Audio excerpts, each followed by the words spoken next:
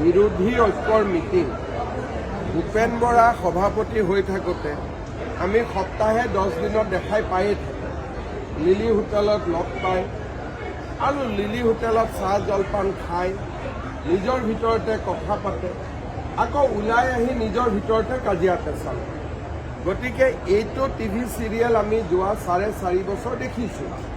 যিহেতু ইলেকশ্যন ওচৰ চাপি আহিছে, এইটো আমি বেছিকৈ দেখা পাম। লিলি হোটেলত আহিব, যাব, চাহ খাব, গালি দিব, আকৌ সাৱতা-সাৱতি কৰিব। এই দৃশ্যটো আপোনালোকে দেখা পাই থাকিব। কিন্তু আমাৰ যিখিনি NDAৰ মিত্ৰতা আছে, আমি ধুনীয়াকৈ কথা বতৰা পাতি আমাৰ কাম হৈ যাব। এনেকৈ সাংবাদিকক মাতি, আজি মই AGPক মাতিছোঁ, কালি মই BPFক মাতিছোঁ, এনেকুৱা কৰাৰ প্ৰয়োজন নাই। কাৰণ যদি মিত্ৰতা কৰিব লাগে টেলিফোনতেতো হৈ যায় মিত্ৰতা। মিটিং এখন কৰাৰ কি প্ৰয়োজনীয়তা আছে? লিলি হোটেলত বাৰে বাৰে বহি থকাৰ কি প্ৰয়োজনীয়তা আছে? তেওঁলোকৰ যিহেতু কোনো নিউজ নাই, নিউজ ক্ৰিয়েট কৰিবৰ কাৰণে তেওঁলোকে এনেকুৱা মিটিং মাজে মাজে পাতিব।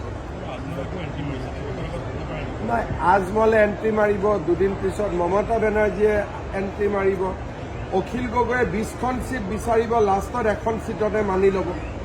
লুৰিণজ্যোতি গগৈয়ে 15খন চিট মাঙিব, লাষ্টত 3টা চিটত মানি ল'ব। মই চিটকেইটাৰ নামো কৈ দিব পাৰোঁ আগতীয়াকৈ।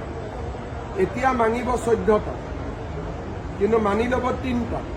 অখিল গগৈয়ে গোটেই পৃথিৱীখন মানিব, কিন্তু লাষ্টত এটা আৰু কনচেশ্যন প্ৰাইজ আৰু এটা হ'ব। গতিকে তেওঁলোকৰহে আসনখিনি মই আজিয়ে ভাগা বতৰা কৰি দিব পাৰোঁ।